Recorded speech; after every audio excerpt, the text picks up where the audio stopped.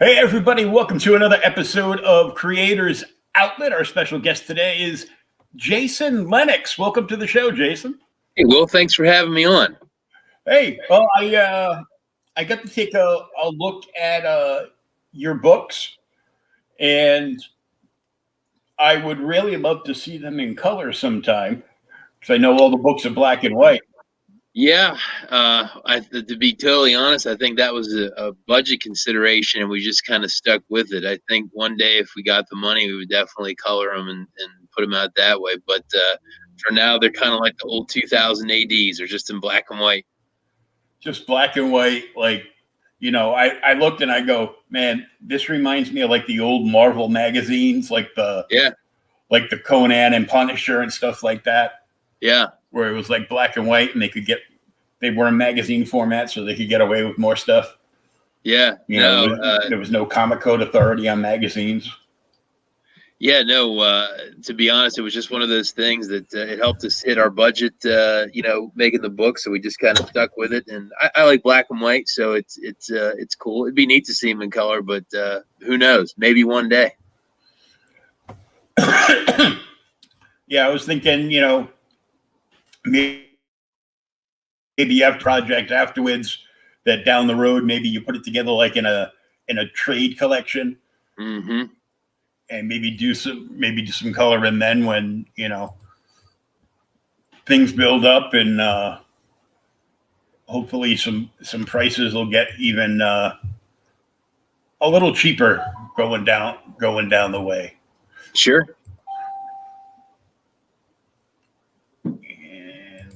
Let me get rid of that there. So, what got you into comics? As a kid, I was naturally drawn to comics as a young lad in the 80s. And I dabbled around as a teenager just trying to make little folded together comics. And I kind of dabbled at it that way. And about, I think about 10 years ago, I got the itch to try to make a little bit more professional books. And to this point, I've put out, this is my 11th book, I think it is. I just enjoy making them. I personally like doing it. I've managed to collect a really cool group of collaborators to work with me making the books. And Lords of the Cosmos has been a blast. This is the 4th issue. We're working on 5 and 6 in the background while we're wrapping up the Kickstarter on number 4. And I just like it, man. I don't know. It's just like a fish being in water. I like comic books. I like reading them. I like making them. I just enjoy I like the medium of comics. I like them. Yeah, I know. I'm a little older than you. Probably a lot older, but yeah. I actually found some old indie comics from when guys couldn't afford to go to a printer because it was so expensive. Like back in the early 80s, the prices were like outrageous. Yeah, well, and here's the thing. I think that the technology has gotten so much better and cheaper when it comes to printing. The physical printed copies of Lords of the Cosmos, to me, look like a professionally printed big publisher book off a shelf. I use Ready Printing in Arizona, and I can't say enough good stuff about the actual work that they do to make the book. I mean, from the crisp cuts to the clean folds to just having the book line up, the quality of the paper, that it just looks and feels like a real comic. But you're right. You're talking about indie books from like the 80s and stuff. It was rough, pulpy paper, black and white.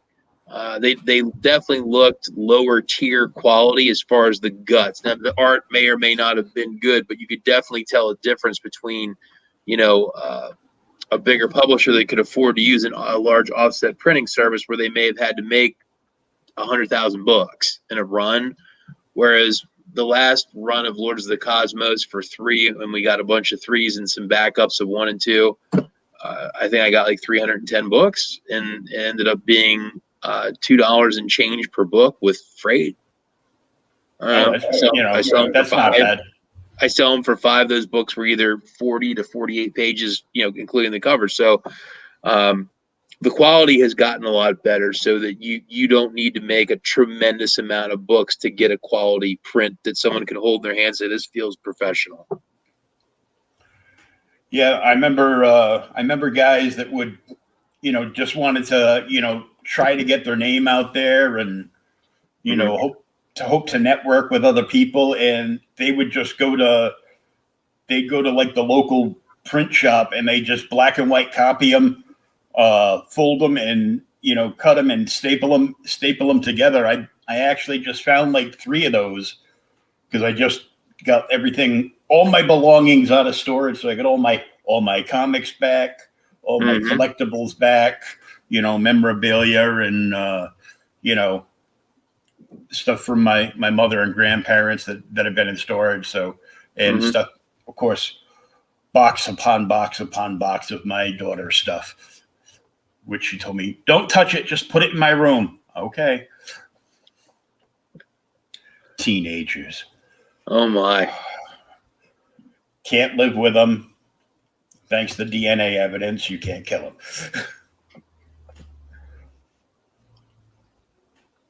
But so what was the first comic that a particular character or group like just snagged your attention and you couldn't wait for the next issue?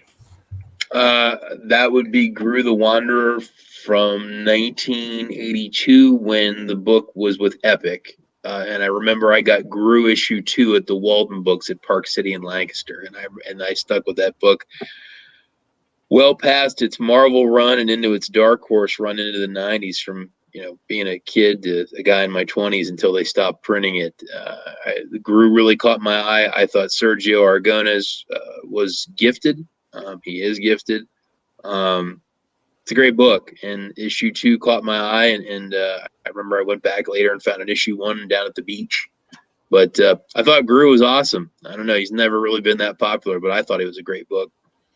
He's got a very niche crowd, but it's great stuff.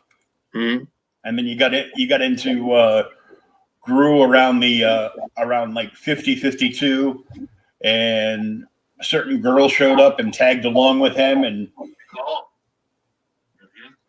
man, we're talking a little Gru trivia. Yeah, no, you're exactly right. I think she showed up in, I think it was like 50-52, and I think there was an issue where there was a giant spider they had to kill. But yeah, she was kind of like the femme fatale of Gru.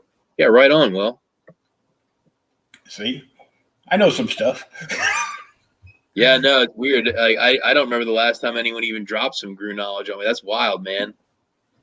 Yeah. See, I'm full of lots and lots of comic book trivia. So, well, that is definitely trivia right there. My goodness. So it's like I love that stuff because like Gru and Cerebus, stuff like that had like a very specific crowd. It went deeper than oh, that looks goofy. I want something cool. Like, I go, well, you can still read something that you think looks goofy and has a great story. It was just one of those things. And I worked at a comic shop. I found my first comic store at the age of 15 while I was bunking school, and got like crazy excited. And then I started working at that comic store, and now I became like really good friends with the guy that the owner hired as a manager, who ended up being the owner of the store. And I still get all my stuff there to this day, like 35 years later. So Cool.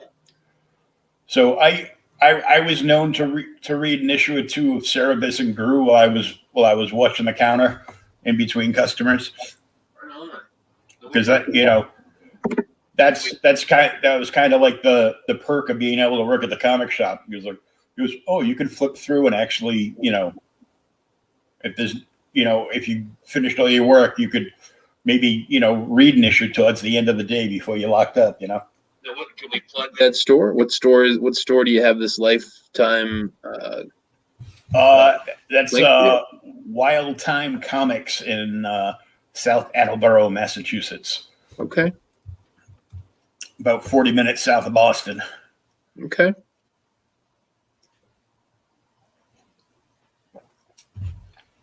We can go in there. It's a small shop, but it's packed with tons of stuff. Mm-hmm. It's got 2 back rooms full of storage and probably about close to 100,000 back issues. Yeah, every great comic store is like a big crazy closet with a million weird things in it that you just love to go through. That's part of the charm. That old kind of mildewy book smell in it. So that's the smell and the flavor and everything else. It's great stuff. Oh, there's nothing like grabbing like an old bronze issue comic book, open it up, and you can just smell that 70s ink on the pages. Mm-hmm. It was just great stuff. So you've been at this a while, and anybody watching, the Kickstarter link is right in the chat, and all of Jason's info is located in the show notes, either up above or down below, depending on whether you're watching us on Facebook or YouTube. And right now we got somebody watching on each. So let me bring the Kickstarter up. All right, look at that. And you guys are now funded, but you got 18 days to go, and you get some cool stretch goals going on for everybody as well. Yeah, so the stretch goals are in the updates. So at $6,000, we're going to get everyone that did a physical backing. We're going to get them a sticker. Oh, that's me. Hey, there you go. Right? No, it's like I think 1 or 2 updates down. Yeah, that put you in there. All the backers got that, so they could join us. But so everyone that gets a physical reward, if we get to $6,000, will get a sticker, and then then everyone will also get some laptop, desktop, and cell phone wallpapers. Oh, cool. So they're a little digital reward that everyone can get, because some people just get a PDF or a pack of PDFs, and nothing real extravagant, but I wanted to put something nice in there. I think it's in update 5. There's a graphic. There we go. Yeah, stretch goal number 1, right in there. Yeah, there it is. So laptop sticker for the physical rewards, and then phone background and computer wallpaper. So yeah, we have a stretch goal. I've never had one go this fast, so I never really had to put much thought into stretch goals, but we put one together pretty quick to make everyone stretch a little bit. So we're, I don't know, what, $600 and some away from that at this point. Yeah, it's pretty close right now. Let's see. The High Crossover Part 2.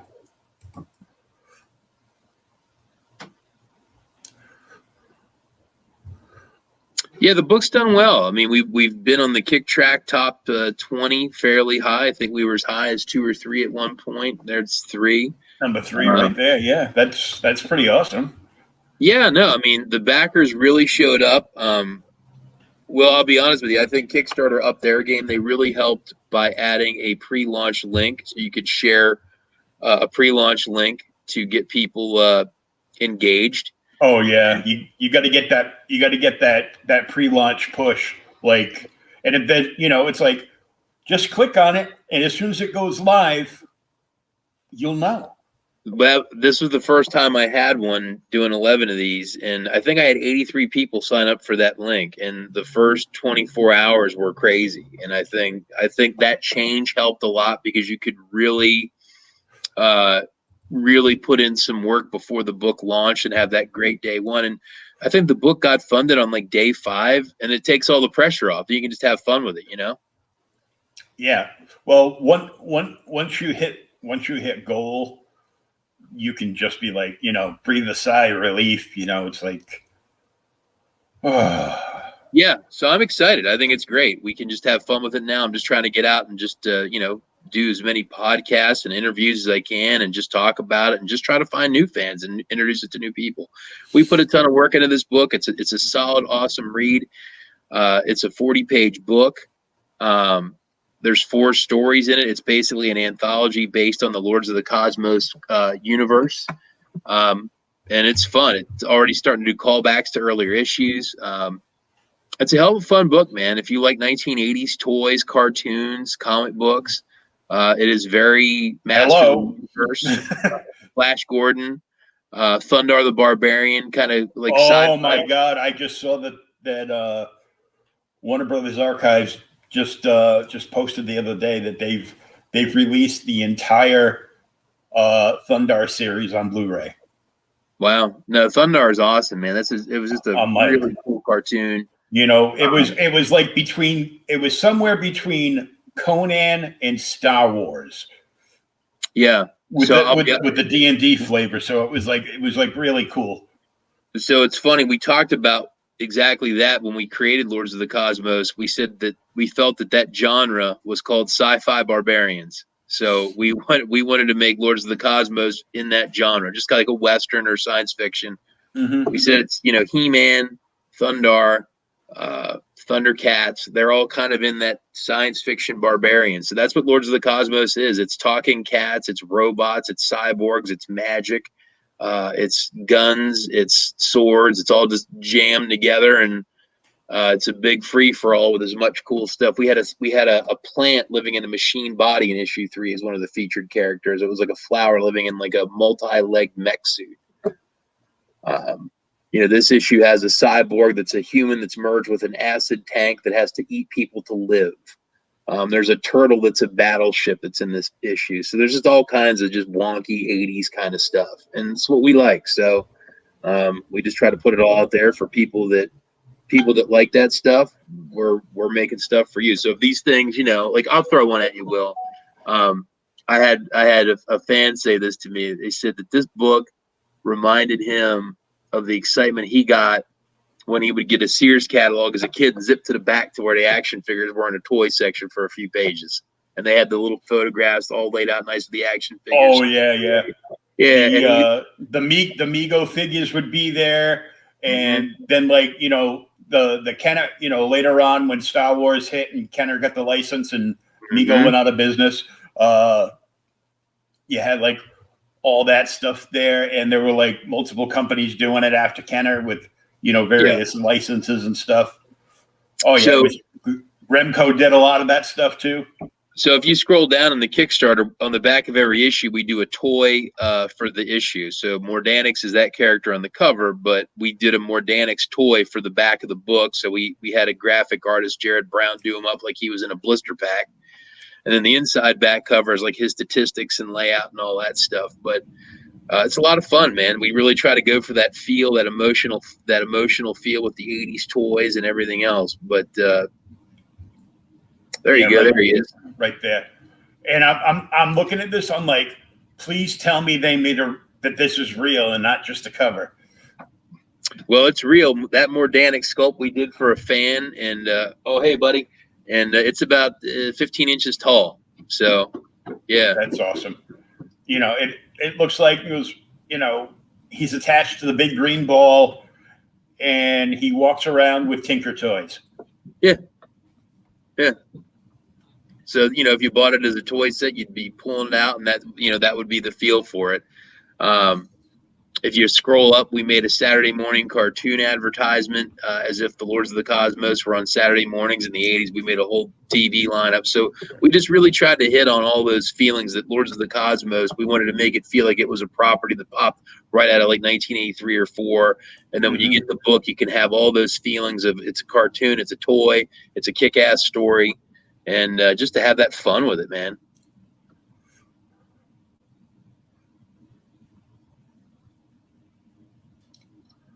And the Jane Baker cover. Yeah, well, that's an inside back cover on the sketch cover, because on the sketch, like, so on the regular issue, right? The back cover is the toy, and the inside back cover is the back box of the toy, right?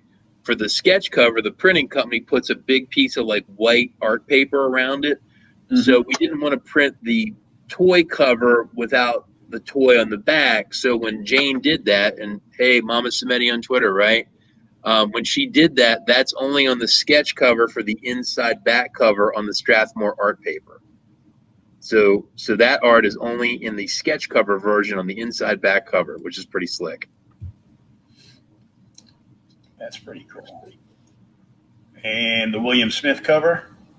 Yeah, he's an artist from Russia, and he has a style like Jeff Darrow, and then he drew Mordanix in his style, which is insane. There's an entire crowd of people, and he mech'd him out and put a ridiculous amount of detail in there. You can see the little, I'm pointing the wrong way. You can see my finger. You can see like there's skulls and stuff going through the pipes and everything. He just did a great job. I mean, there's just so much detail, but that's a variant cover. I don't know if anyone grabbed it, but the original art for that's also a reward right now too. If it's still available, it might be gone. Oh, cool. Now this looks like a 70s cover. Yep. So Joe Freistuhler is a very good friend of mine. He lives in Ohio, and he is a comic book artist. And then he took two of the characters. He drew so those two characters are Tiedmus and Phoenix. They're like a techno wizard and a talking cat. And their story is in the book. They have a little backup story called Last of My Kind. It's a 6-page story that Joe wrote and drew. And then he did a variant cover with those characters in a very retro Marvel 70s style. And I just think it's lovely. And it's cool because the cover's distressed. There's spine ticks actually printed on the cover. Yep. Even like a crease at like the top corner, and a little bit of marble chipping, but it's all just printed on the cover. That's awesome. Yeah. You even get box art. Yeah. Joe redesigned our Ugly Studios logo that he and I have used for years to put our books under an imprint. So we kind of did that more of the DC style where it's like a circle. He killed it, man. He just really did a bang up job. The little comics code thing, the colors, the colors aren't too bright. They're very, limited printing from the 70s kind of colors. But that was really fun to see him do that. It really, it just shows a love of comic books and really his love for Lords of the Cosmos. He just really did it up great. Yeah, that's a pretty rad cover, I got to tell you. That's like my second favorite cover that I've seen.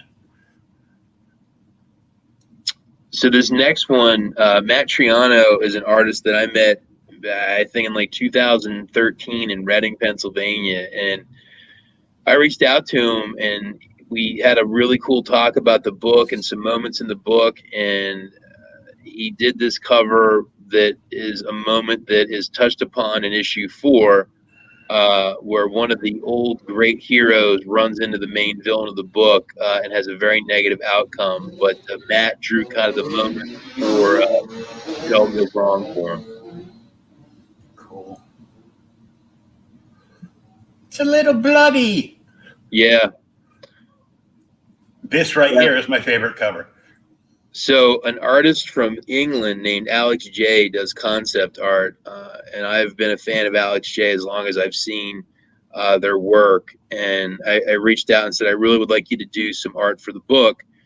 So Hunger is a story in the book. It's 13 pages where the heroes have a amphibious assault on the bad guys in the book, the Disciples of Umex, and the good guys have a turtle battleship. They have their main leader is like a Greek god, and they have robots, werewolves. They have there's a guy that's on a floating board, looks kind of like Halo Master Chief a little bit, right? His armored suit. That's a backer character, the fellow that backed Mark Krisher backed issue 3, and he's a skateboarder in real life, and he wanted to have a character that was a skateboarder in the book. So this is the Lords of the Cosmos storming this enemy-held beach, and they're using gigantic cybernetic crocodiles as like troop transports. There's robots, bats, and everything. And to me, that image really sums up Lords of the Cosmos. It's sort of familiar, right? If you've seen something like Saving Private Ryan, but then when you start looking at it closer, it just is like, it's just far out, man. I'm glad you liked it so much, Will, because I love that picture. To me, that really just sums up what this comic's all about. It's just a beautiful piece of concept art. There's so much in it. It tells a story, and it really says, if you look at that and that turns you on, then you would love this book, because that picture is what this book's all about. Yeah, crocodiles, werewolves, gladiators, Max science fiction guys, spiders. Ooh, I hate spiders.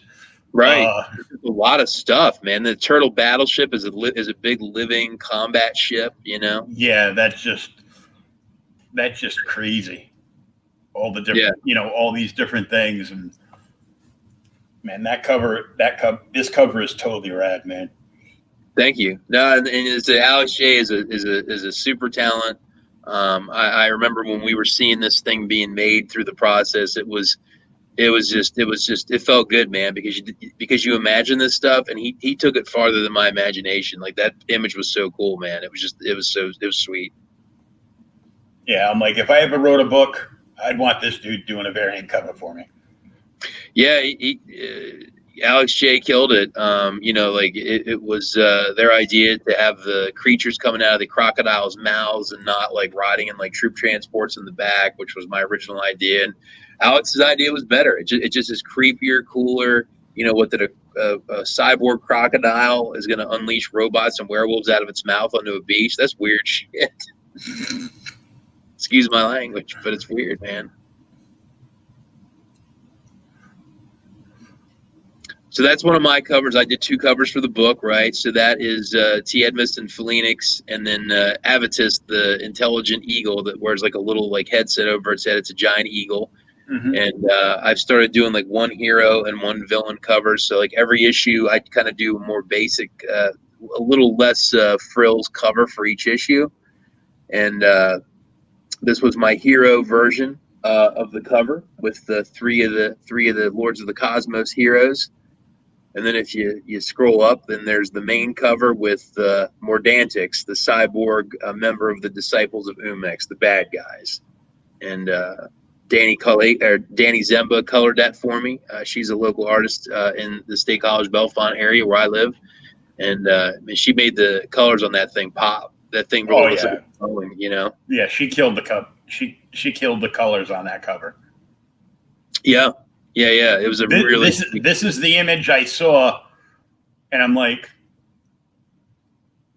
this looks so good. I'm like, this is what made me want to see all the books in color.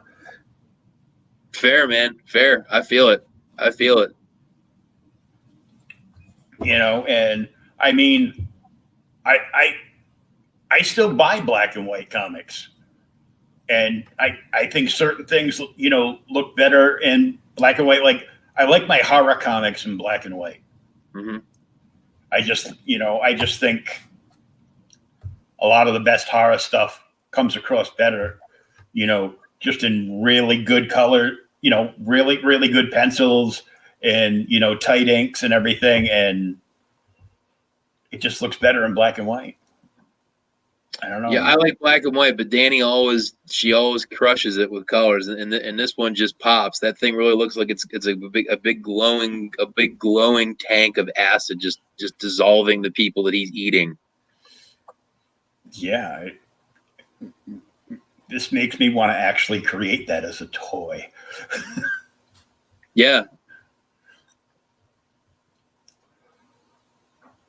Yeah, and Mordanix isn't really in the first 3 issues very much, but issue 4 really turns the focus on him. He's in the main story that I drew, where it's the present timeline, and he gets into a fight with the main leader Umex and a fallen villain that got injured in the last episode when he was shot by the plant living in a robot body and failed in his mission to kill the flying eagle. And Mordanix basically tells Umex that he wants the unicorn character dead, and Umex has to make a decision on that. And I won't say what happens because I don't want to spoil the book, but Hunger, the beach attack story, shows the origin, because the man who is the cyborg in Mordanix, he is not a machine at the beginning of the story. He looks like a Roman general for the bad guys. And we learn how he ends up being a cyborg strapped to the front of an acid tank with no legs. Oh, so he was dead center on that cover that I like. No, that's the main hero that comes for him. Oh, okay. Yes. I just saw you said, something along the lines of like a Roman general, and I'm like, yeah. Oh, you mean the guy in the middle of the cover? Nope, Well, that's the guy in the middle of the cover is more like a Greek god, right? So yeah, he cuts the Roman-looking guy in half. But that's all in the book, right? You gotta buy it to read it. Gotta buy it to read it, man, and find out. So that's a page from the short story, The Sword of Ages. So the main hero, the guy running on the beach, that's his sword, right? Mm-hmm. And his sword is alive, and his sword has a voice, and the sword has an origin, and the sword is revealed to the reader in the main story. And then there's a full backup story to explain where the sword came from. And this is one of the pages from that short story where we learn where the sword has been and what the sword has done over the years and how it ended up where it was at and where is it today. And a fellow named Zach Bruner did the art for that, and he just did a bang-up job drawing weird, mystical 70s style artwork with over-the-top heroes. Yeah, it reminds me a little bit of Mike Grell's Warlord run. Mm-hmm. I could see that. So, yep.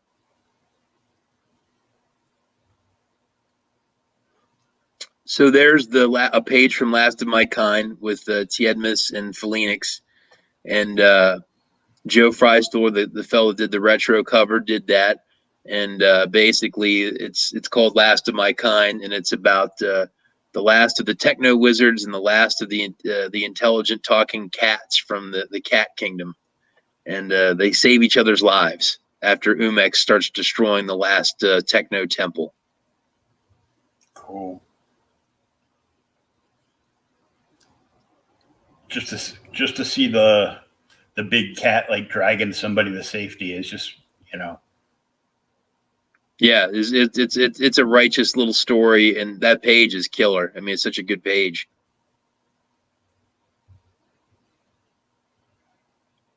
And here's the art from that cover.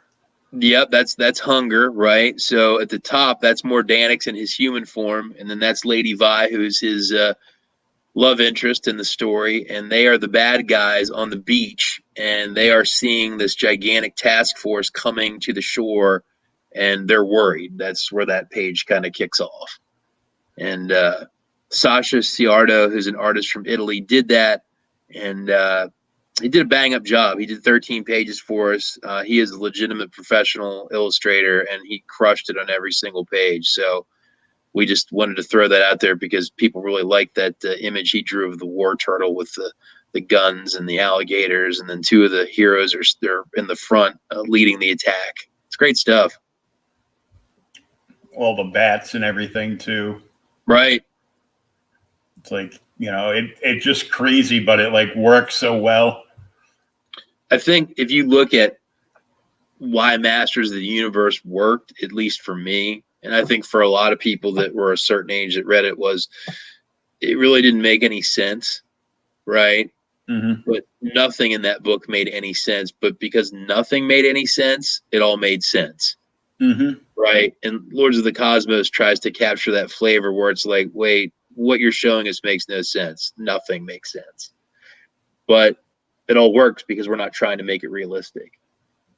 You know, it's just really out there science fiction fantasy. So that's one of the pages I drew. So the storyline with the main story is that the villains are marching across the planet, and there is a capital city of the world called Gemspire that is run by a king and a queen, and they have their little army. And Umex and his army have marched to the gates of Gemspire. They have tanks, they have giant cyborgs, they have their disciples, army of military religious fanatics, and they have come to the end of the road, and they keep wondering, where are those lords of the cosmos at? And you see the king, King Ural, is in front of a camera begging for help. And one of the characters is a technologically proficient dwarf, and he has drones that are flying all around the villains, and he's controlling them with that cyborg organic control center with an antenna. And he is jamming all communications, so no cry for help can go to the lords of the cosmos, who have been in hiding for the last 10 years. Wow. That's some clean line work, too. Well, I'm very lucky. I have a really talented inker from Spain, Dario Fast-Marin, and he makes my clean pencils look even cleaner with some really sharp inks. He's a super talent, and I'm lucky to have him ink my lines. And yeah, so the main story is a lot of setup for a big payoff in issue 5. So it's things keep looking worse and worse for the good people of Planet Aiden.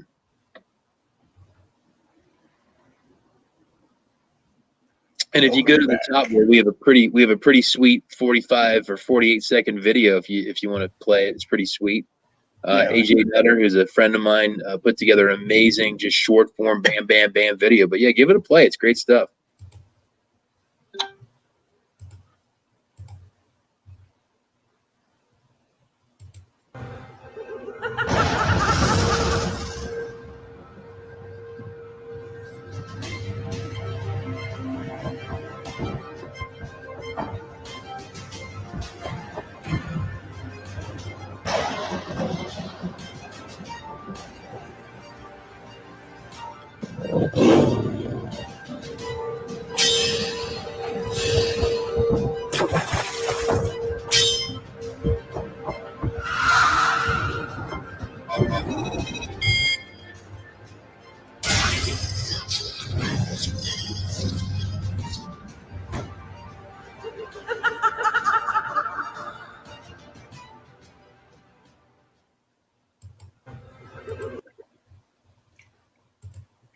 $46 seconds in and out.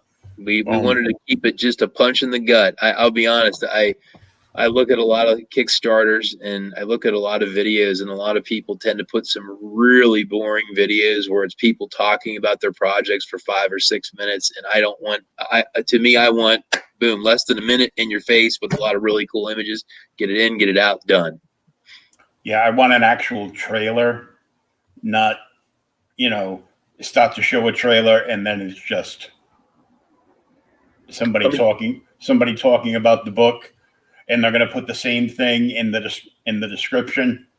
Right. So it's like, it's like doubling up on the same thing, which doesn't really make too much sense. So, well, I got to be brutally honest about myself. I'm not a pretty enough face that people are going to pay just to look at this mug. I make cool stuff, and I have a really cool creative team. If we're going to pitch a comic book, the last thing they want to see is this. If we want to see comic book stuff, right? And to me, when people do those kinds of videos like you're describing, where it's long and boring, and not that I don't like hearing creators talk. I mean, that's what we're doing right now. But if I'm trying to hype a project, I'm not going to put me talking to you up as a hype video. You want 46 seconds, boom, boom, boom. And if you want to get more into it, I put all my appearances out, and people go to them and check them out. But like, this isn't the forward-facing image to introduce that project to everyone. You know what I mean?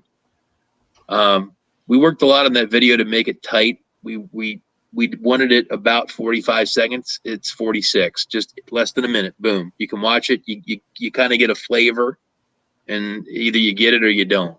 But I think it's pretty direct and clear. Yeah. The only thing that I have to say to some people that even make better videos, but then they like putting tech stuff, and then they go on like a million podcasts, and people that are just listening to the podcast, like on download, they're just, they're just hearing like the music, and they don't have any context for what's going on. They know you're watching a trailer, but they can't tell what it is. Well, they got me there. If they're just listening, all they'll hear is music and a woman laughing at the end. So you got me there. But that's just something that I kind of like tell everybody. Well, there's a lot of things where people they'll just have like, they'll do like the Star Wars, like, slow scroll, of, a description, and, and then like the big hype words will come up, and then they, they're like, well, I couldn't afford to pay somebody to do the voiceover for it. I'm like, well, next time just call me. I'll just do it. I don't care. I'm not doing anything else. What's it going to take? Like, 20 minutes out of my day to, record the audio for it so you can take that track and just mix it into the video. It doesn't take me any time. Good point. I mean, I was a nightclub DJ for like 35 years, so this is what I did. Played music, made money, and talked to people. But now I do one of those things, and I don't get paid. But if I was at a Comic-Con, this is all I would be doing: hanging out at Artist Alley, talking to all the different creators, finding out, what they get going on, and asking questions, because it's all stuff that interests me, and hopefully interests our listeners too. I guess it does, because I was a little slow with episodes last month, but I had like close to 100 downloads. It's good. And probably averaging out, like, after weeks, a lot of people like watch it on the backside of, the reruns on, either YouTube or Facebook. And,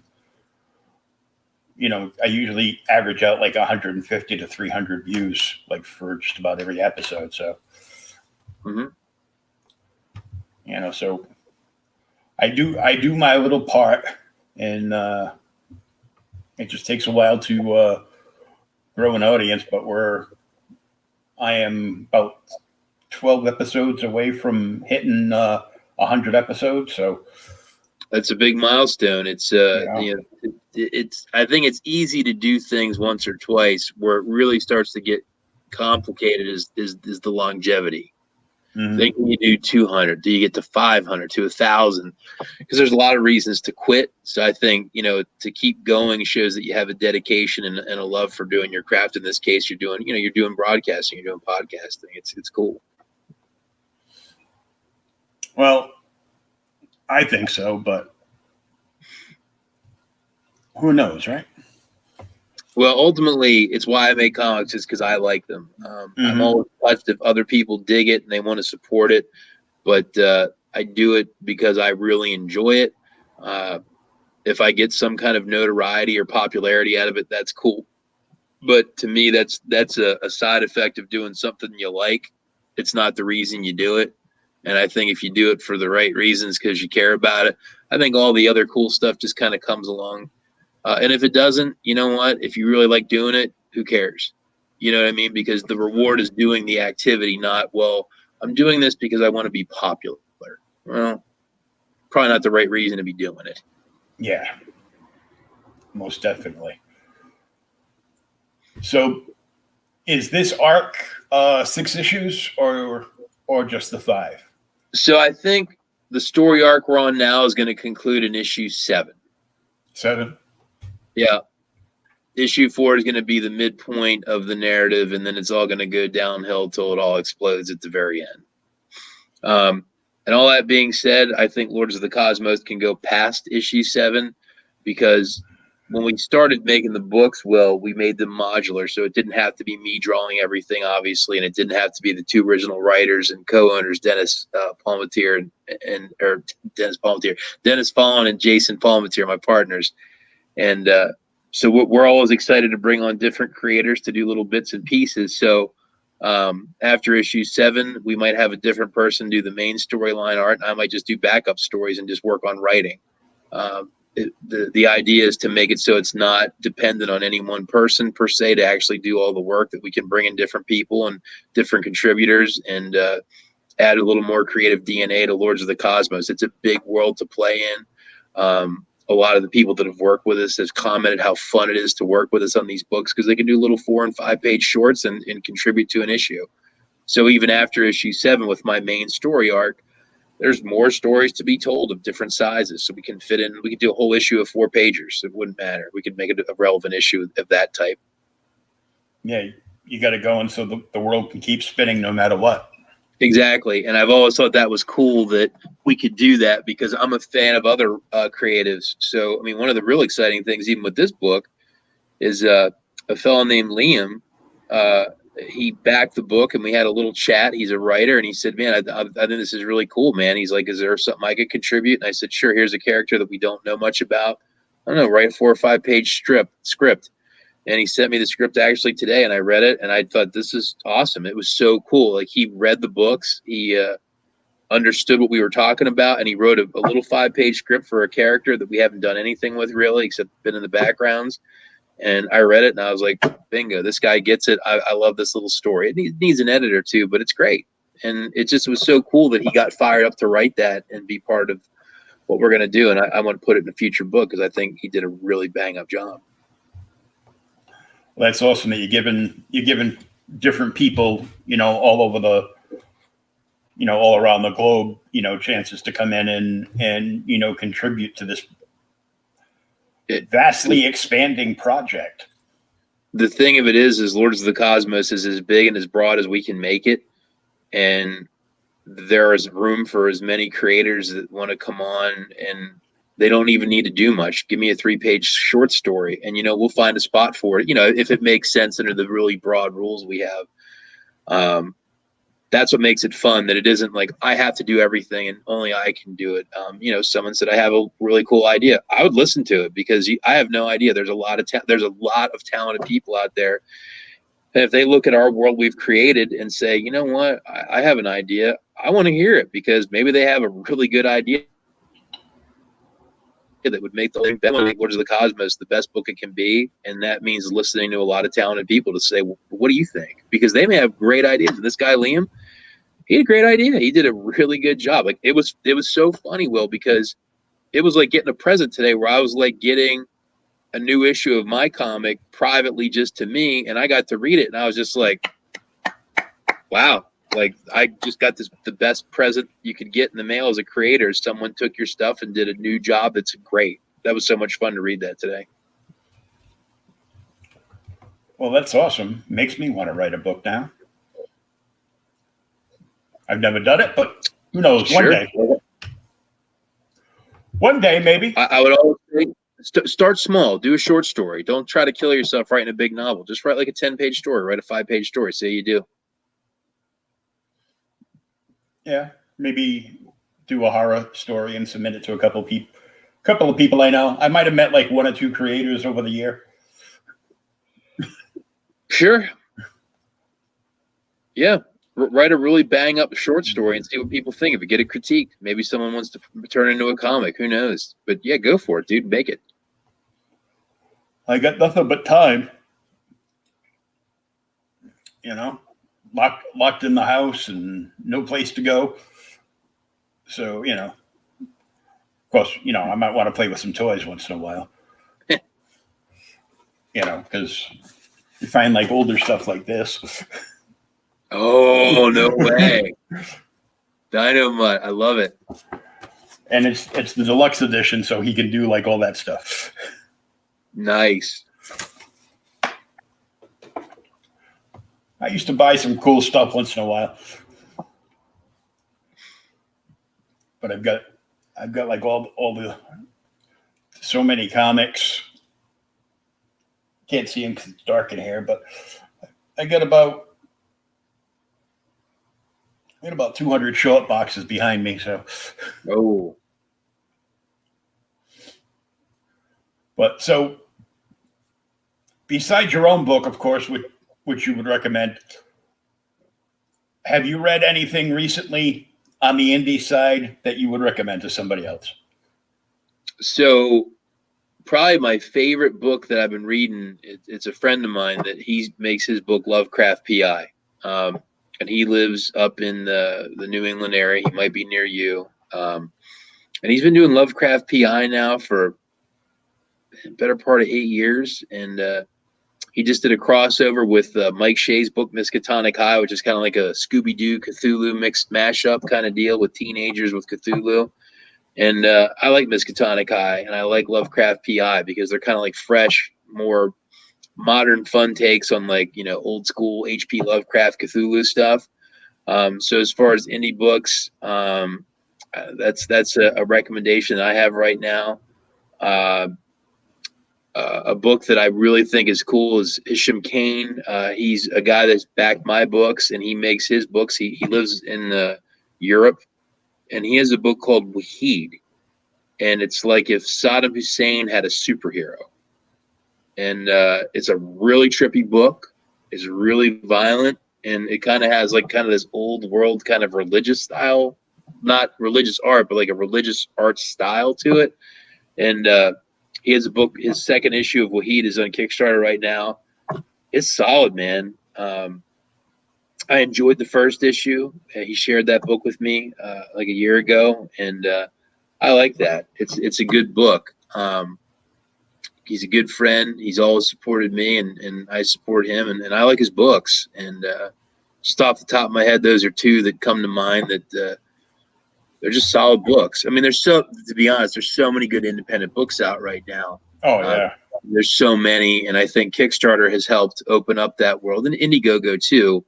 To allow people to have voices that maybe just because of technology and finance couldn't in the past. So I know I'm benefiting from that. But yeah, so independent books I would recommend right now. Wahid issue 2 is on Kickstarter.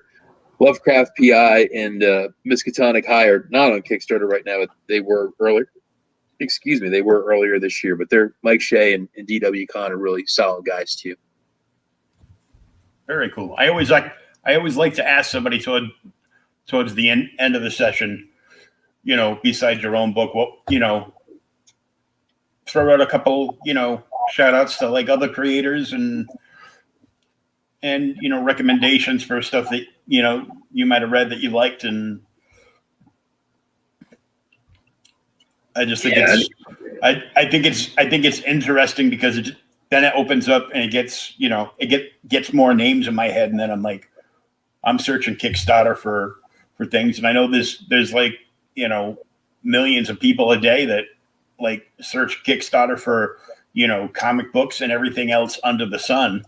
Mm-hmm. You know?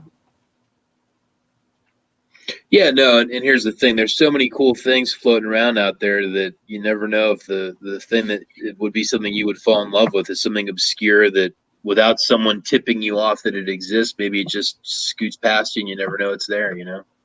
Oh, yeah. Plus, HBO Max has that Lovecraft County. Yeah. So, you know, it's like if you like Lovecraft County, check out Lovecraft P.I.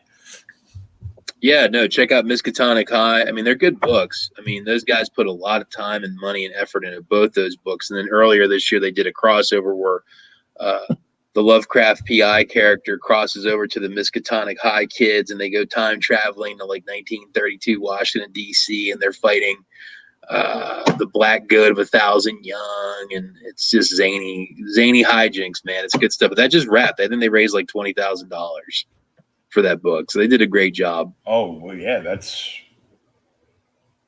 no you know, that's no two-piece at KFC for sure. No, they're good guys. And Wahid is doing really good too. He's on Kickstarter right now. He's doing really good. And another book, I'll shout out 2 more names. And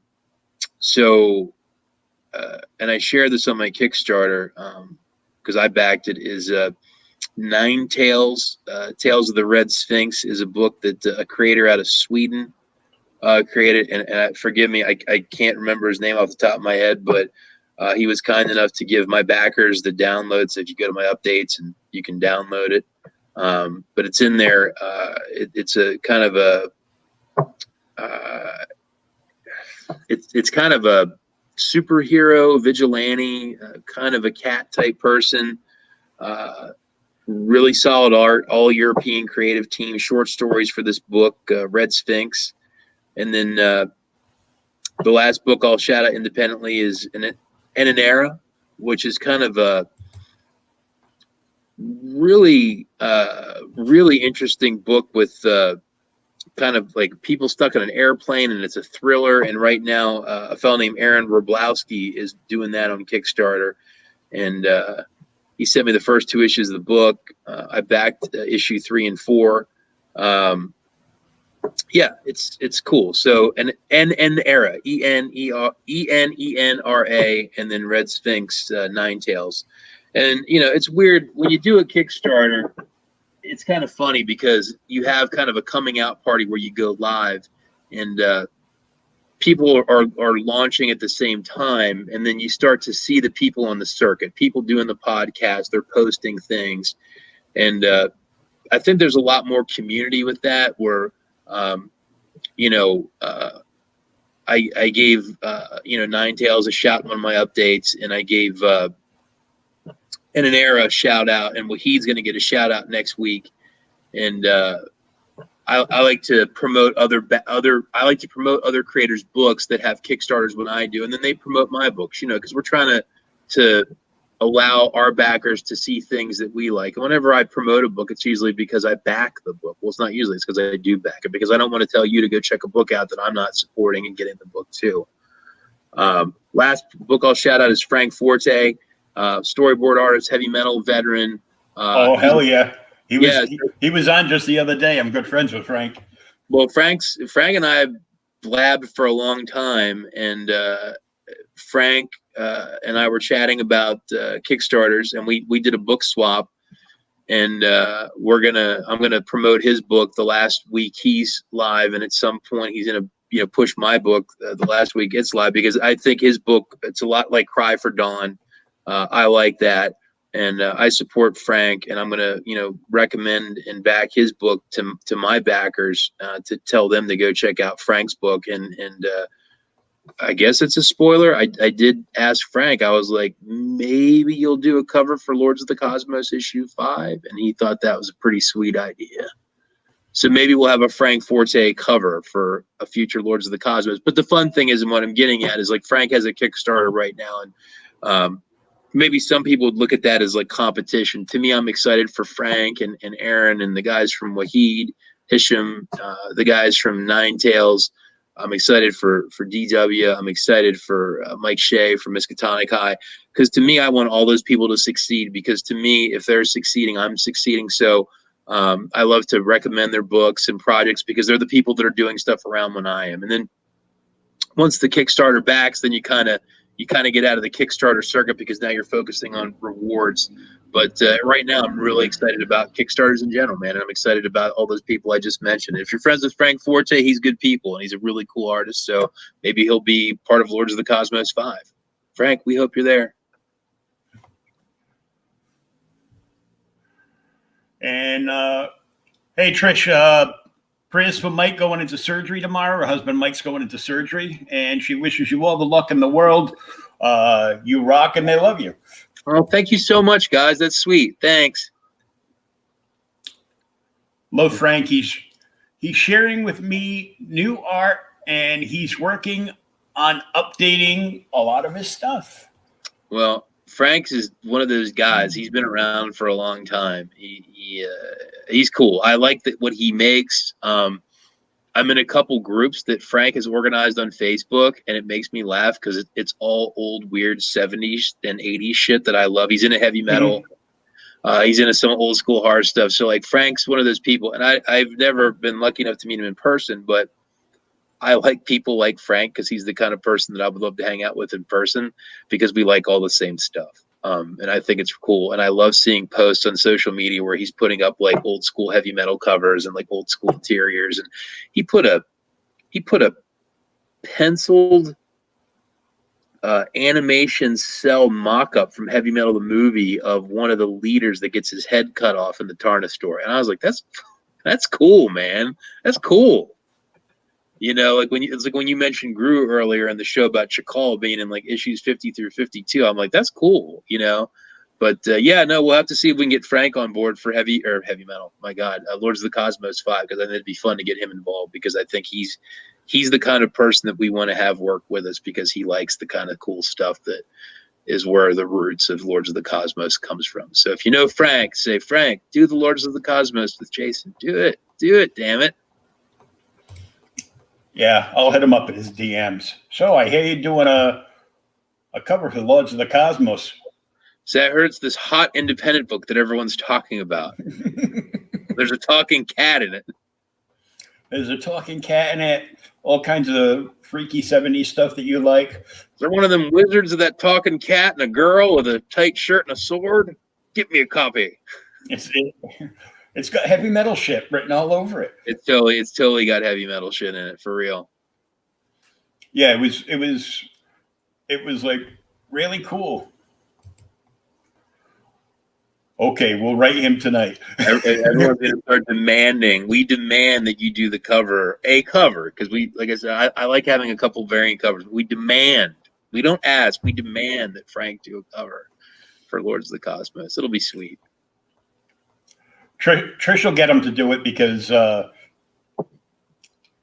Trish bought an original Joker piece off of Frank a couple weeks ago. He was on Monday Night Madness with Pops Van Zant.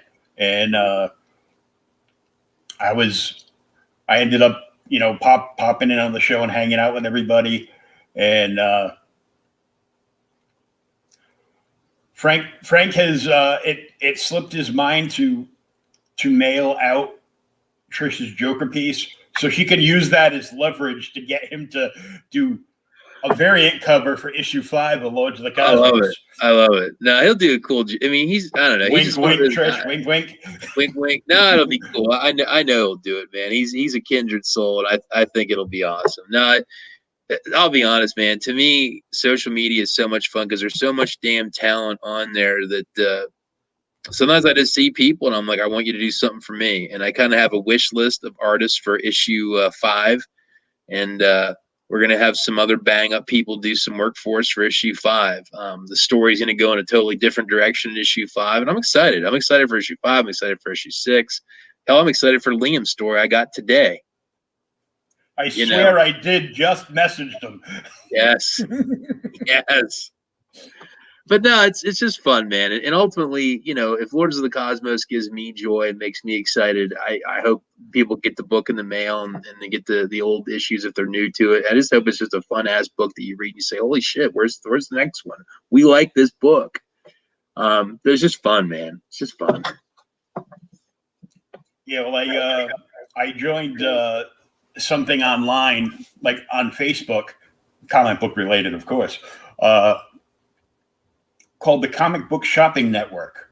Mm-hmm. Jesse James from Jesse James Comics out in Arizona joined forces with Jen King of Space Cadets in Texas, and they created this comic book shopping network. Mm-hmm. So there is continuously live shows from various stores selling comics basically all around the clock. And now they've even got an entertainment channel doing stuff like I'm doing now, interviewing creators, just, talking comics in general, shop talk with various comic shops and, all kinds of other stuff. And Jesse runs a program where instead of paying for shipping every time you buy something, you can fill up a short box, and then he'll charge you $15 flat rate shipping to ship you a full short box of comics. Wow. So after like a few months, I just filled up an entire short box. And one of the last things I bought was a stack of Warlord, like that high, all for like $1 a piece. Oh my. They all had like, a couple of ticks and spine rolls, so they were like, maybe like 7.0s. And I'm like, I don't care. I just want to read them again. I used to have the entire series. So I want to just say something about that. It's interesting to me. Like I was saying about, I make comics because I like it. I read comics because I like them. And look, I don't want my comics to be torn up, right? But like, I never could quite understand the whole slabbing books things. And I would never begrudge someone for making a buck selling comics. But to me, some of my most favorite comics probably have no value at all.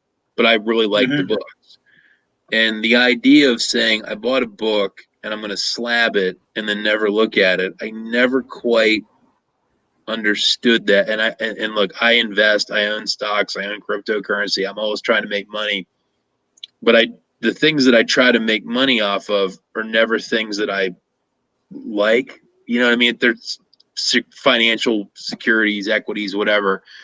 And I don't know, I've been good over the year at making money off that, but I never could quite get the feel for saying I'm going to own a book and slab it, because it's like, but you can't read it, So to me, like, I think Warlord's a dope book, man. I like that book. It's a trippy book from the 70s. It's very Lords of the Cosmos-esque, right?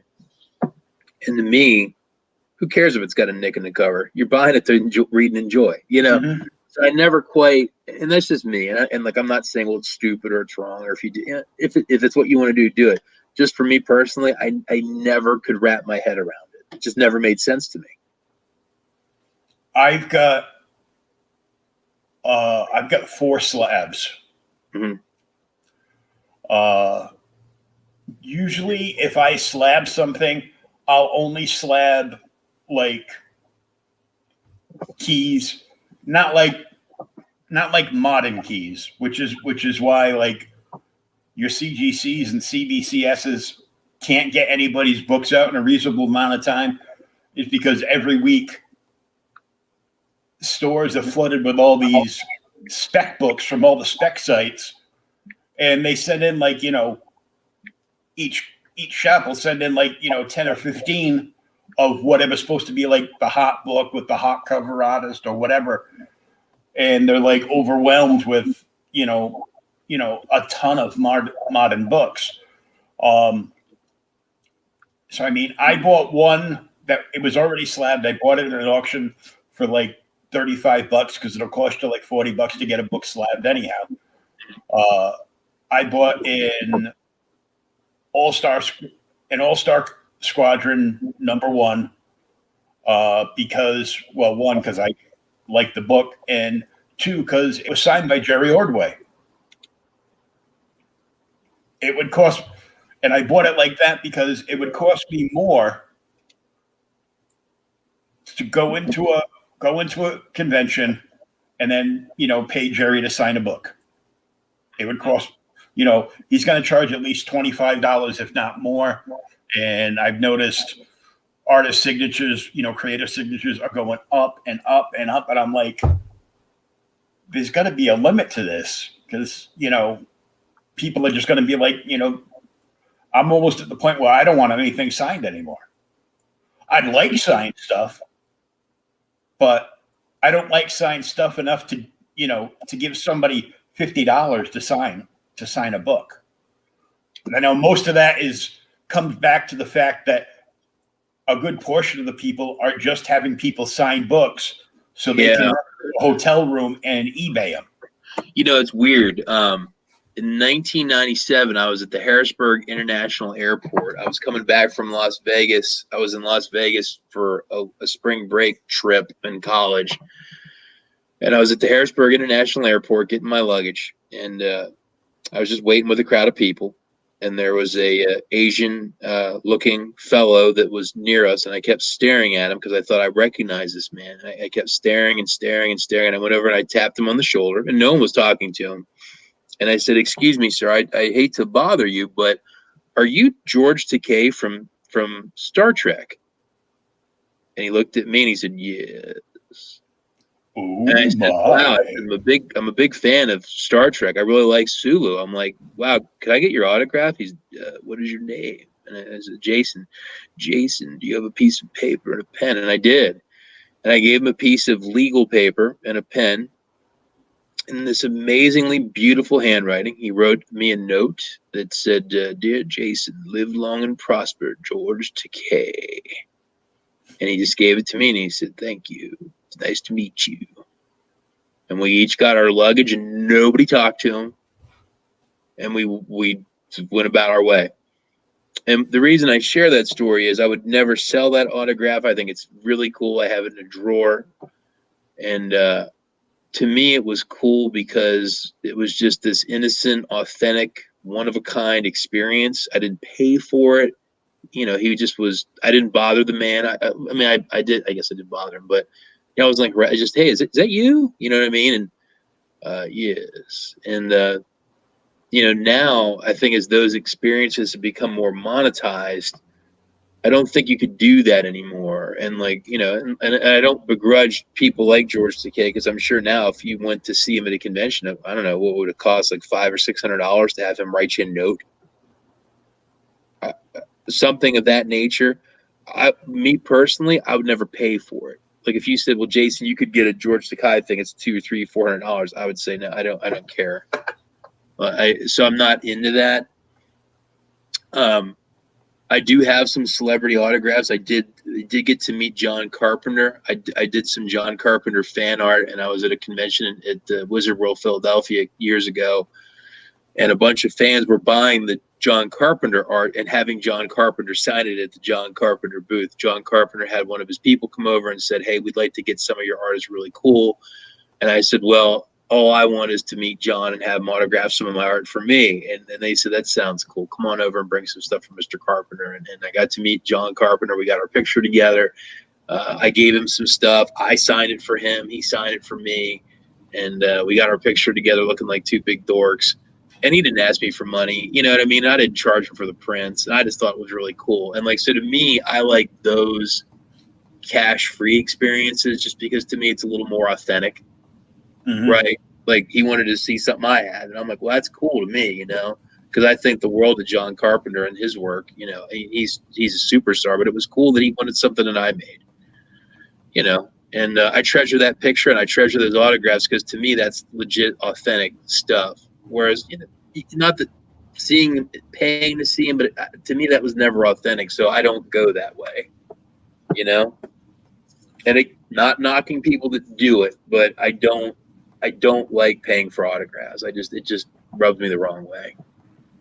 Yeah, I don't like, you know, I don't like paying for them, but I understand why, you know, comic creators, you know, especially like, you know, named comic creators that are working for like the larger press units. Sure. You know, charge because they get bombarded with people that are, you know, wheeling over like a long box of books that they want signed. Yeah. And they know that they're doing this and they're going to take like the best ones. If there's anything in there, you know, worth grading, that they're going to grade so they can, you know, make even more money on top of it. And then they're just going to take all these books and sell them. Yeah. And you're right. I mean, these people realize what's going on and they don't like being taken advantage of. Again, if you go to my two stories, I mean, I treasure those things and I treasure those experiences. And I think if more people were doing what I'm talking about, I think those people would be more free with autographs. But no good deed goes unpunished. There's too many people taking advantage of them. So now they have to be a little bit of a dick to be like, nah, if you're going to take advantage of me, I'm going to take advantage of you know, this activity because you're not treating me right. So I get it. I'm just not into it. So, I mean, to me, the paywalls have kind of made me just be like, eh. Yeah. You know? And you know, it's like getting ridiculous because the more things go up, the more people think that they're worth even more than that.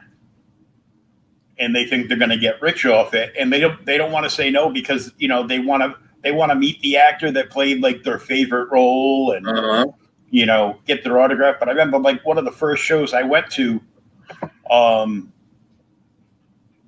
when I was like, 17 in Boston, and they had a slew of the Star Wars actors. David Prowse was there, Peter Mayhew was there, Jeremy Bullock was there. Mm-hmm. Then they had a couple guys that were like, played like various aliens, or like, non-major roles. Like the guy who played Credo was there, and Kenny Baker was there. And I think the most expensive autograph was David Prowse, because he's the big bad, and I think he was getting like $30 for an autograph, and everybody else was charging like 25. Like, I think 25 is a reasonable amount. I don't see the need to pay. Like, I saw there's like an online thing where you can, because there's no big conventions, so I see a lot of these autograph companies that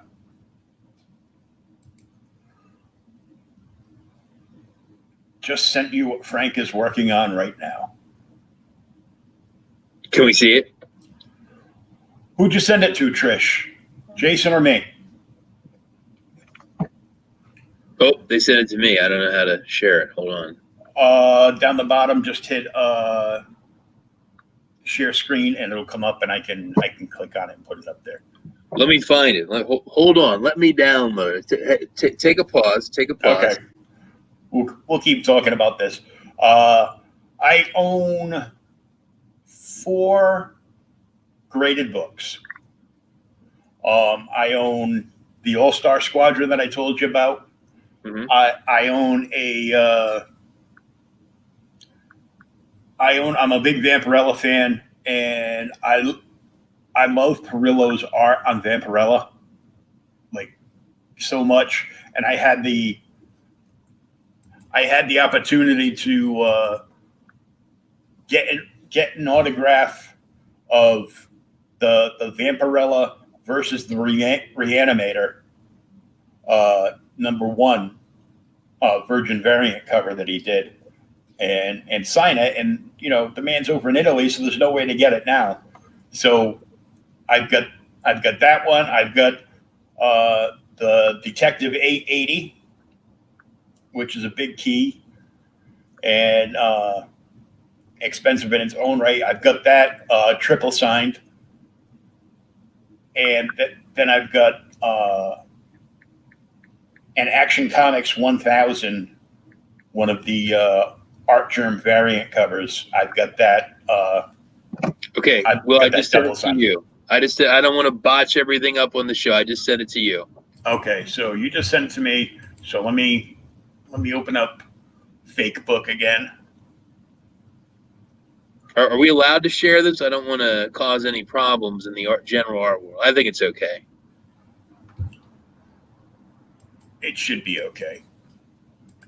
I do have an art money thing I want to ask you to. We're going to look at Frank's stuff and then feel that we need to up our game. But I do have something that just a money art experience thing. Okay, so I'll stop sharing that, and then I'll come up here to this, and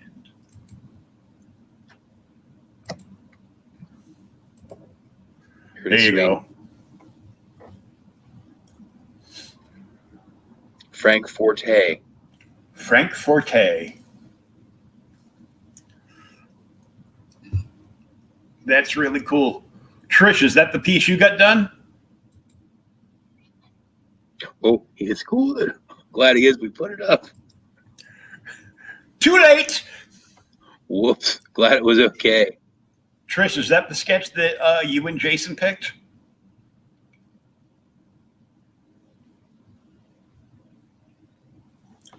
Because they also backed Frank's Vampire Versus, but they grabbed the tier where they would get everything plus the blank sketch cover with an original sketch from Frank on the cover.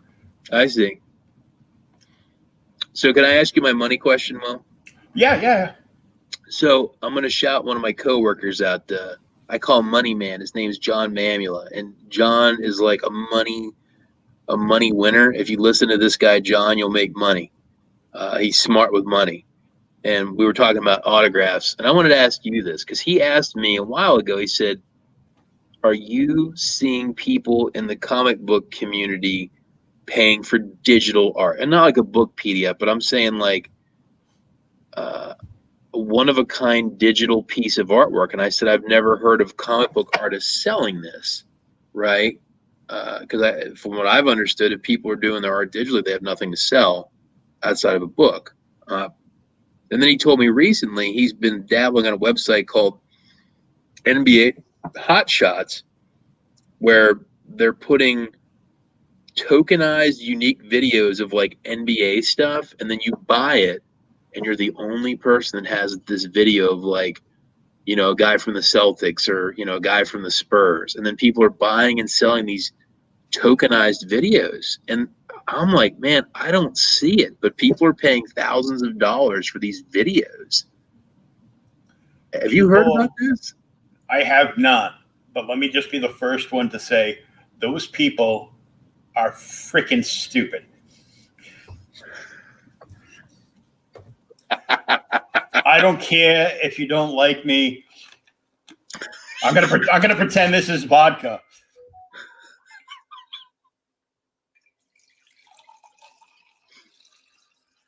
There we go.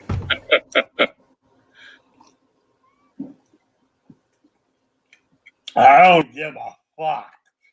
So, and I'll be honest, John's my money man, and I've been I've been asking people about, you know, digital art because I don't. No, that topic came up in like a comic book chat room I was in one day from an actual artist. Do you prefer to get your original commissions done traditionally or digitally? And I'm like, traditionally. That way I know it's one of a kind. Yeah, no. So Will, Will, you're with me. You don't get this. You're with me. You're not getting, because I don't get it either. I can go. You know, anybody can go dark web and download any digital image of anything. I remember about 6 months ago, not long after Donnie Cates got married, he didn't care about anything. And like right after he got married, he cared about every penny he was making. And I guess a couple of like trolls that were probably like, you know, 12, 13 years old were going on the dark web and, you know, to unscrupulous sites that would allow them to, you know, basically steal the medium. Mm-hmm. So they could just like, you know, steal the PDF of, you know, like his current books. And he was like arguing with this kid. And I'm like, one, he's not going to win the argument because this kid is like, you know, 12 years old with the mentality of a 5-year-old. And he already knows he's gotten under Donnie's skin. So he's just going to keep doing it. And I got that from the fact that if you have a little brother and he is annoying the holy fuck out of you, you know he's going to keep doing it because mom's going to say, he's little, he doesn't know any better. Don't you touch your brother. And then when your mother turns around, you right in the back of the head. And then you drag him outside, like, go ahead, make fun of me.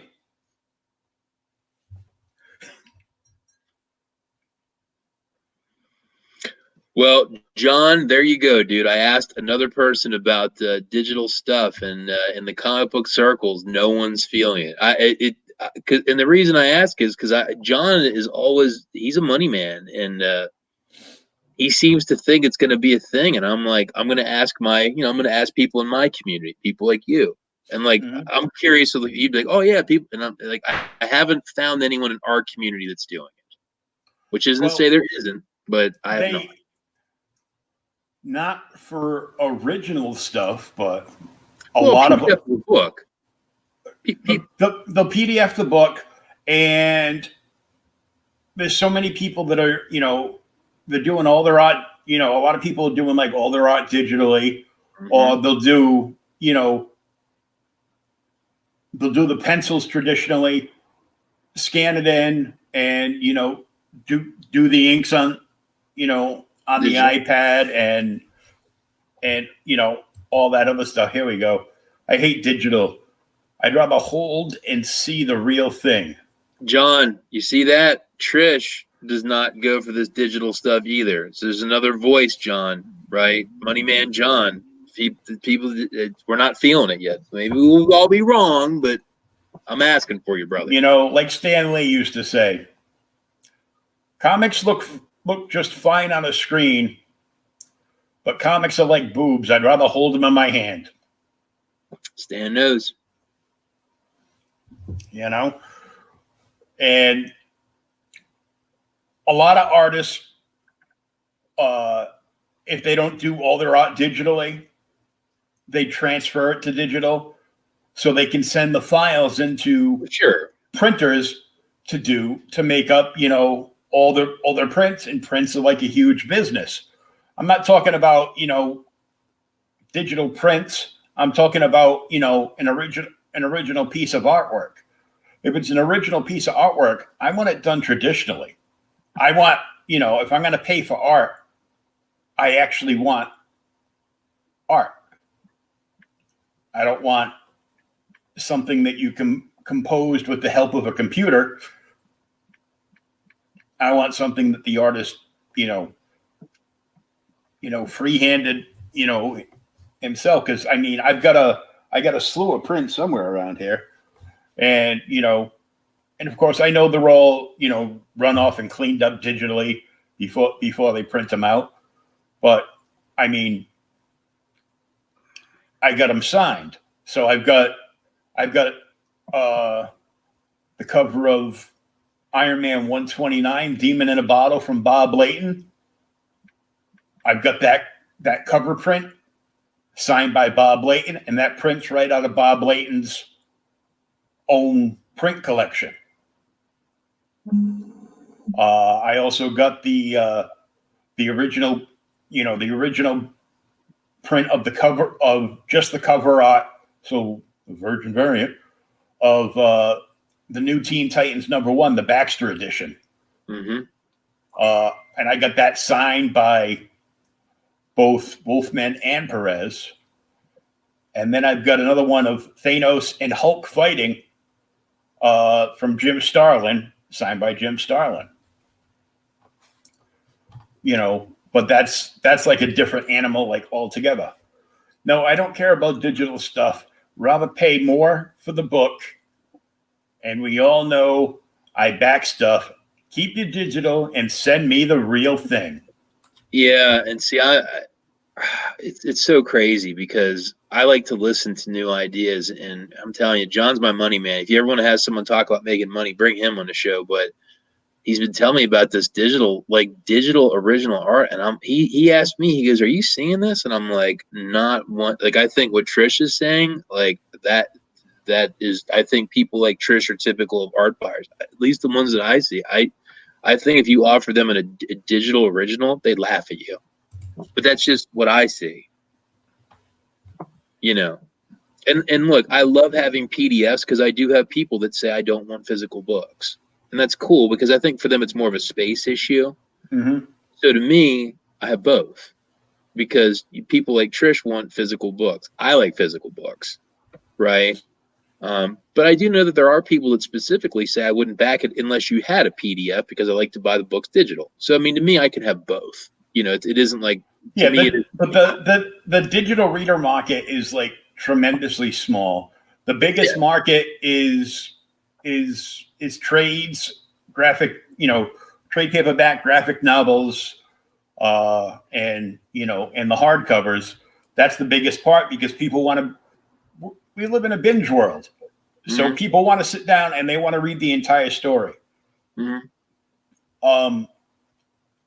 know, because of what I do, I get lots and lots and lots of PDFs. But I'm doing, you know, scanning through books before I do a show with a creator. So I know what they have, even if I didn't have time to read, 200 pages of your work. Yet I will read it, you know.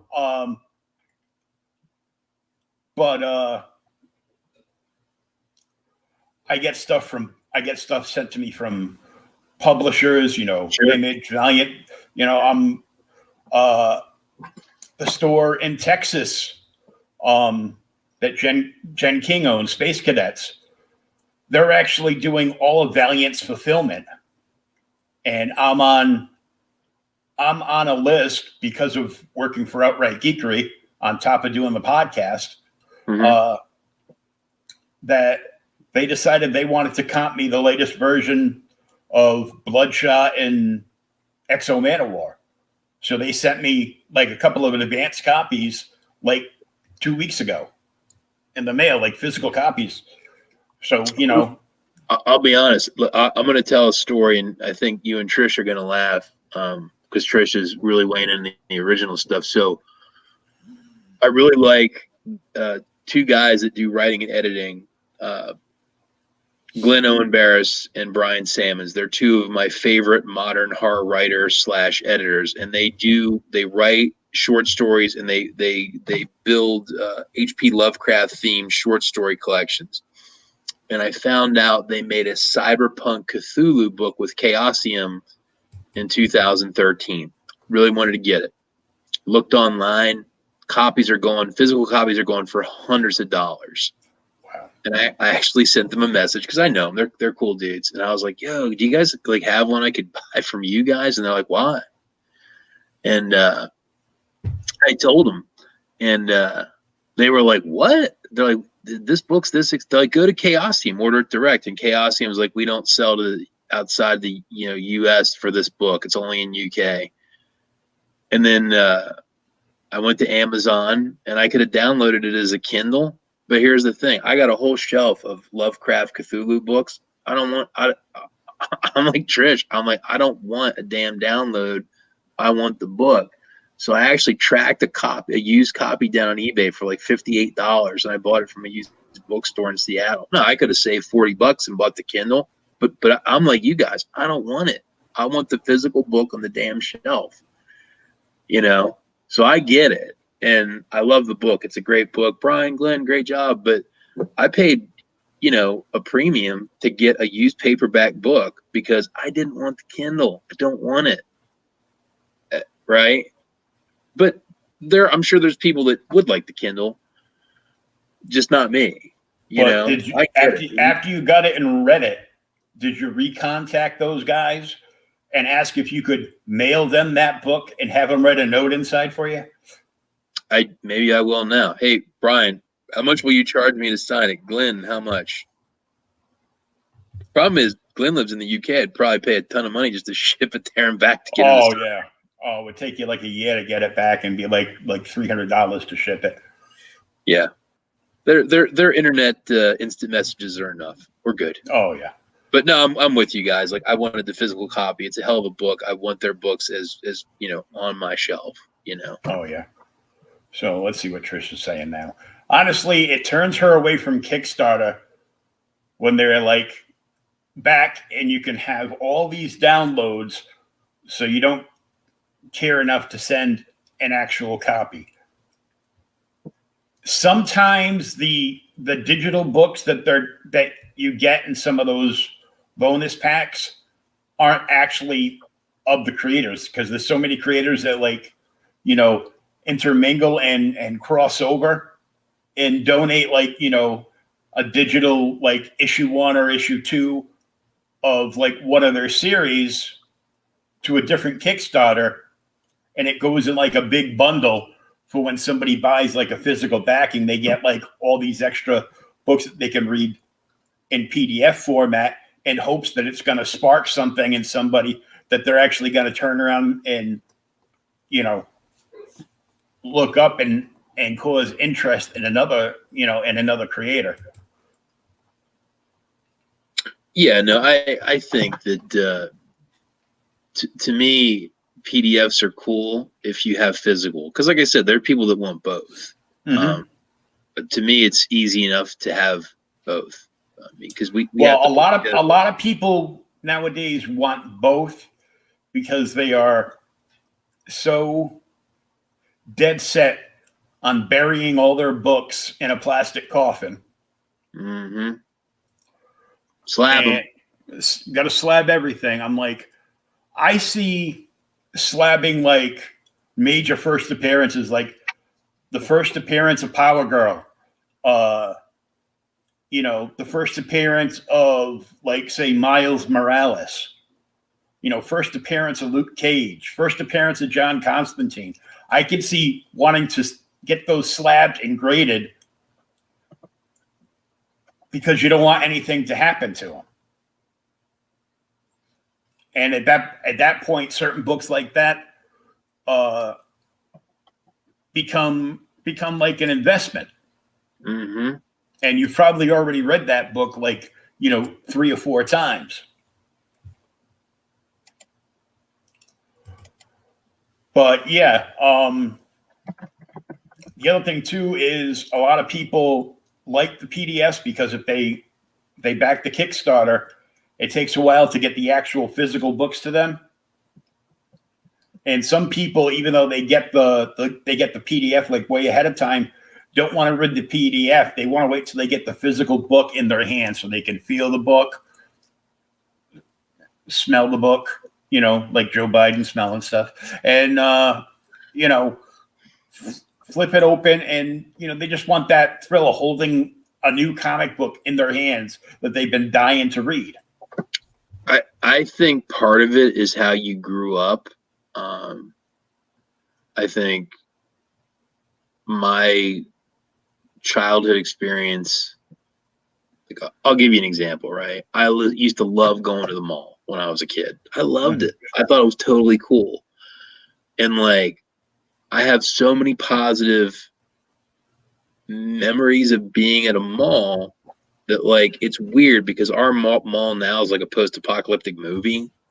Mm-hmm. And like, if you go to it, it's depressing. But when we go there for what few things we still go there for, I still feel excited when I pull into the parking lot because my brain still says, get excited for the mall. Even though there's no evidence, right? It sucks. But I still get excited. Like, what is it? Pavlov's dog. You ring a bell and the dog slobbers. I'm like that. And I think, you know, you and I are of a certain age that when you grew up in those childhood years, you opened a book and the smell, the touch, the paper grain, and your brain associates those smells and touches and textures with feeling good as a kid.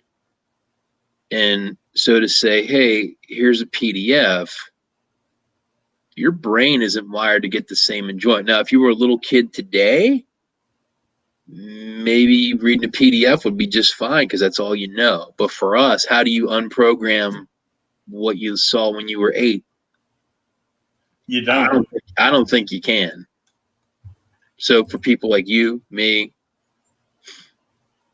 you know, Trish, like, we're programmed that that's what makes us feel good. So to say, here's a PDF, that's all you can get. What it's really saying is, I'm not going to give you the pleasure and enjoyment of what makes you feel good, which could be physically holding paper. I'll be honest, man. What makes me feel the best is the old gritty, more pulpy paper with the old 4-color printing. And not that the new coloring isn't dope, but like, to me, that's not the feeling that I remember. Mm-hmm. You know, the 4-color printing, the gritty is. So I think there's a lot of what you are used to and how you grew up. And a young, you know, if we had a 15-year-old kid, they may say, what the hell are you guys talking about? Because they don't know that. You know, unless they were taught that. So let's see. Sure. Chris, so didn't know it was called slab for the longest time and Mike and I called it putting them in a coffin.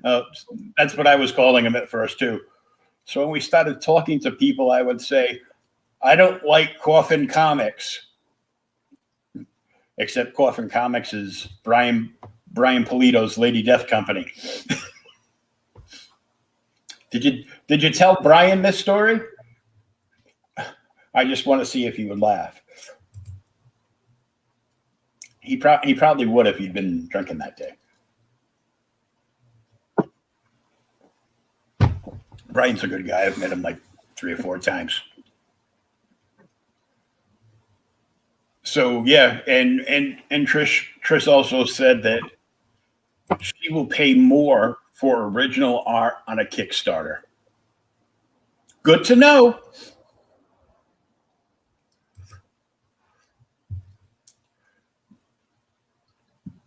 So, do you have original art on this Kickstarter?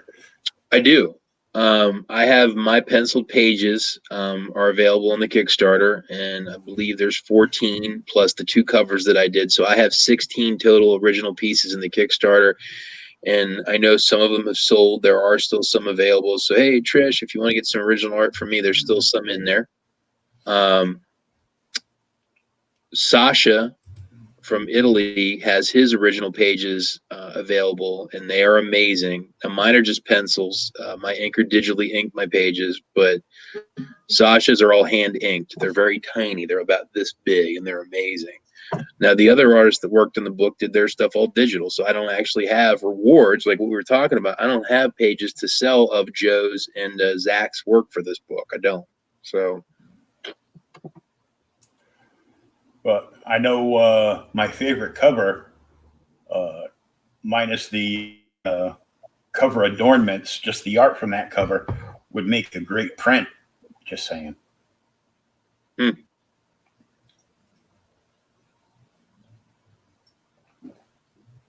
I just throw out ideas. Wait, what's that idea? I missed it. I'm sorry. My brain was short now. Tell me that idea again. Let me get my idea tablet out. That my favorite cover on this project would make a great print.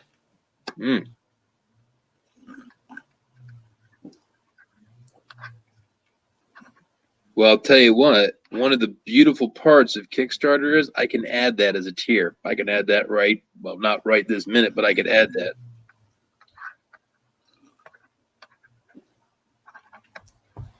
Trish said no about the original art. I think it's just that her credit card's crying. Well, you know what? It'll still be there. I got stacks of original art, so. Sometime in the future, you can get an original piece from Jason. There'll be something. Frame it and hang it on the wall. No, but Will, actually, I'll tell you, before I got on this podcast with you, a buddy of mine that backs all my books, he sent me a note. He said, hey, I haven't backed the new book yet. I will do that. And I said, Jimmy, well, that's great. Well, thank you.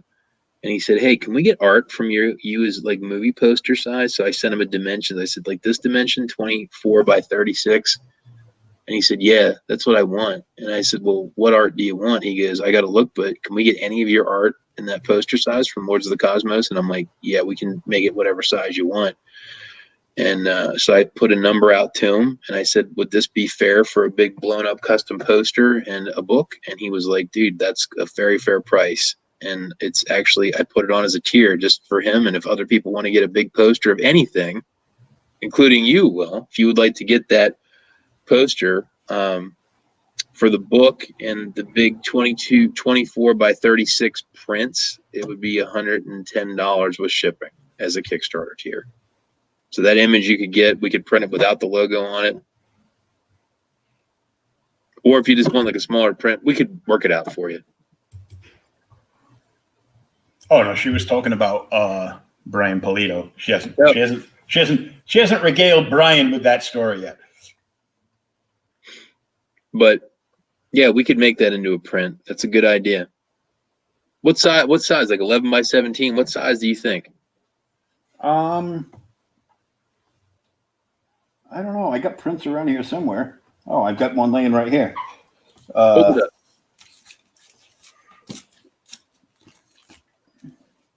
My guess is that's 11 by 17. Yeah, I think so, because it's top loader print size. Mm-hmm. Is that the size you're thinking? Yeah, because that's the size of like all the other ones I have. Yeah. Okay, I can do that for you. That's easy. I'll make an 11 by 17 custom print tier. Done. I'll let you know when I do it. Okay, cool. Yeah, because it's easy enough to do. Now, in the case of Jimmy, he wanted a big poster, but if 11 by 17 floats your boat, that's a hell of a lot cheaper. So, Yeah, because that's the size of like all the other posters. I got like a few EBAS pieces of his printed art. You know, all the same size. I've got an original Joe Sonat like that too. 11 by 17, 8.5 by 11 are standard loaded paper and printers and color copiers. So those are cheap. When you start to get weird sizes, if you said I wanted a 13 by 21 print, now the price starts to go up tremendously because now they have to use a special printer. And so to get a 24 by 36 poster, it's pretty expensive. 11 by 17, way less. So I'll do that up for you. I'll make it. It's like, oh, you want us to use the good machine. That will be extra. Pain in the ass custom machine is what it is. It's just a big roll. But yeah, that's why the bigger stuff costs more. So I'm going to grab the Kickstarter once again and just run down the tiers. We can take it off full screen. That looks pretty impressive right there, huh? I had someone say the other day it should be an enamel pin. It would look good. If it was the 80s, this should be one of those denim back patches.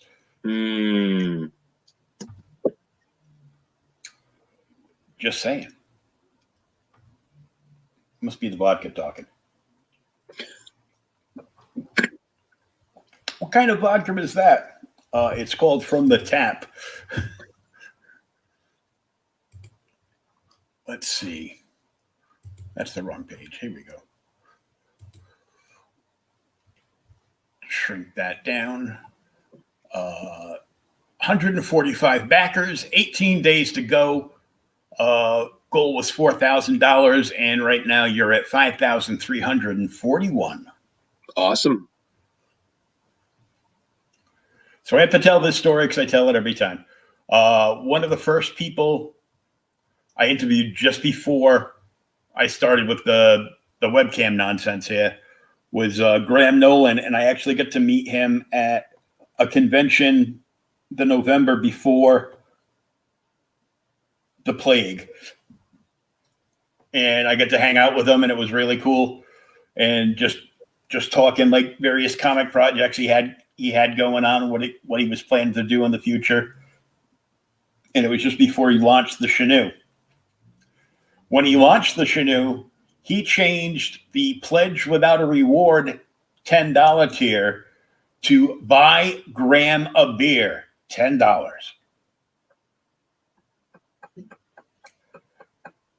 And he had about 150 people that thought they were buying Graham a beer.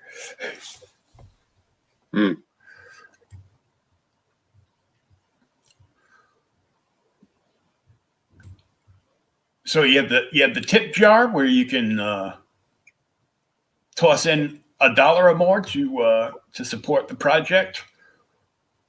$5 gets you a digital copy. $15 get you a physical copy.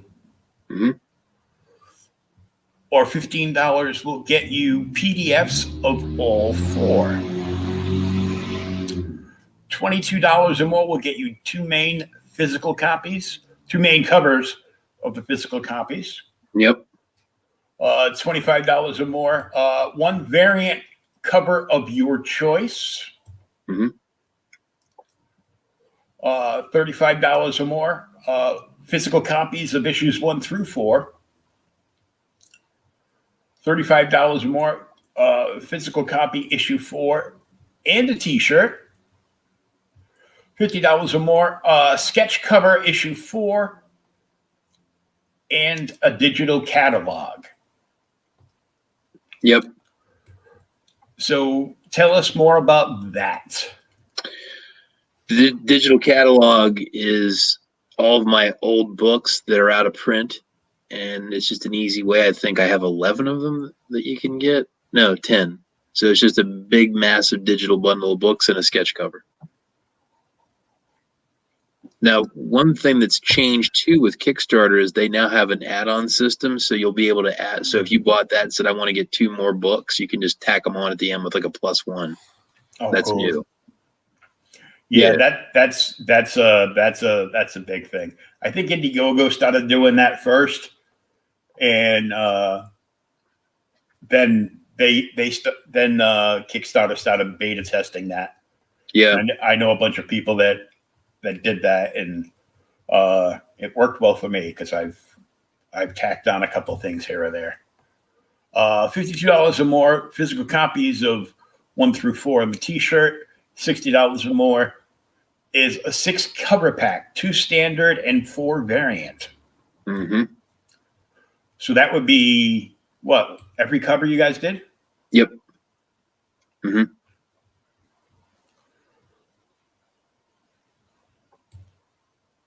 And is this still in play, the early bird special, or is One that of two? Well, you can get an original piece of art in a book for $60. Holy shit! We still got one left. I would have thought that would have been gone. Trish, what are you waiting for? $60, original art and the book.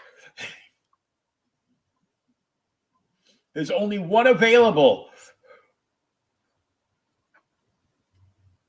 You can select one of Jason's pencil pages. $72 or more. Sketch cover number 4 and physical copies of 1 through 3. $75 or more. Sketch cover issue 4 and a T-shirt. $75. Lenox original art page in the book. Same price, $75. Sasha original art page in a book. Crazy. We're giving it away. It's crazy. I'm like, these prices are insane. Pledge 110 or more. Custom poster and book set, which is what you were talking about earlier. Mm-hmm. Yep. Pledge $175 or more. Smith original cover art and issue 4. So, where are we? Let's find out which cover art that is. That's yours. That's yours. Mm-hmm. That's Alex's. That's Torino. There it is. Wow. So he's selling that original piece of art plus an issue 4 for $175. Yeah, it's bananas. That's crazy. Original cover art is usually like at least like $250, $300. I tried to price it to move it, not to get rich. Oh yeah. Oh, I know. You wanna get it in the fans' hands. There's only one available. This early bird special is all. Yeah, there's just one. There's only one available. Yeah. Yep. Those are all gone. All these others are all gone.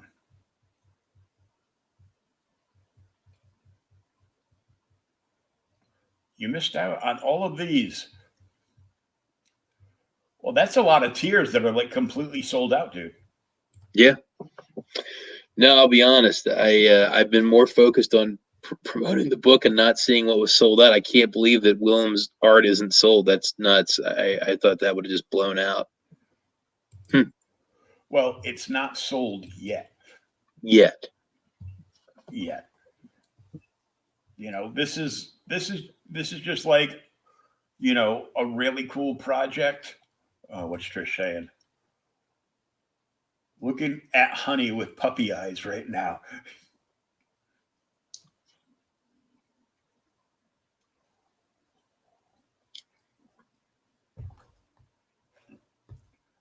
She's trying to make the right face to be able to buy some original art right now.